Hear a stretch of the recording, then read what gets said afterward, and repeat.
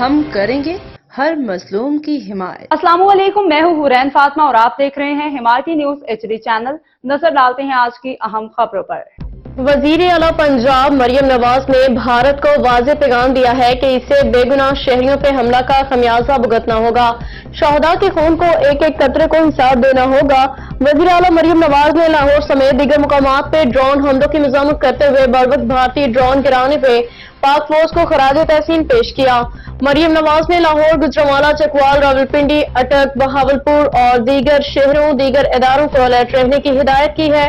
وزیر اعلیٰ پنجاب میں ڈرون حملوں کے زخمیوں کی بہترین علاج کا حکم بھی دیا۔ مریم نواز کا کہنا تھا کہ بھارت کو بے گناہ شہریوں پہ حملے کا خمیازہ بھگتنا ہوگا۔